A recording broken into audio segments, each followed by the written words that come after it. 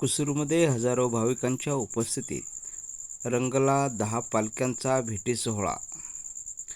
अमोक्षिद्ध देवाची यात्रा, भंडाऱ्याचे मुक्त उधळण, चल्लम ढोलचा निनाद.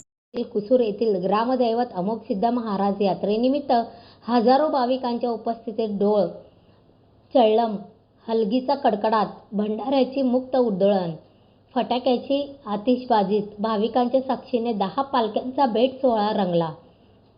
पालख्या उच्च करून भेट देताना भाविक टाळ्या वाजवून आनंद साजरा करत होते. कुसूरचे ग्रामदैवत अमोक्षसिद्ध देवीच्या यात्रेस रविवारपासून प्रारंभ झाला.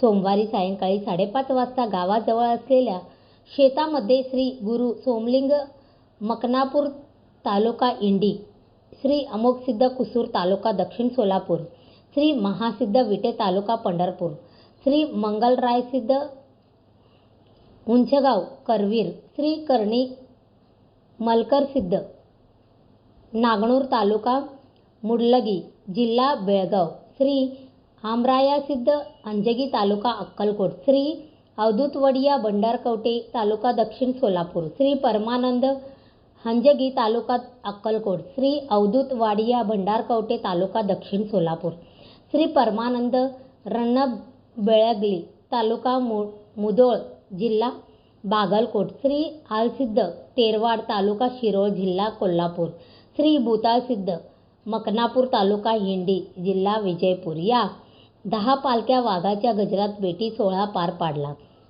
यावेळी अनेक भाविक भंडाऱ्याचे उधळण करत होते.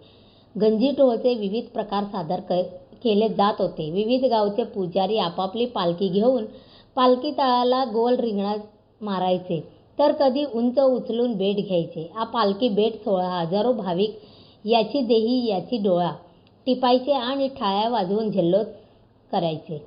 सर्व पालख्यांच्या भेटी झाल्यानंतर एकत्रित गावातून मिरवणूक निघाली. रात्री उशिरा या पालख्या श्री अमोक्षसिद्ध मंदिरात विसावल्या. यात्रा कमिटीच्या वतीने दिवसभर भाविकांसाठी महाप्रसादाची सोय केली होती.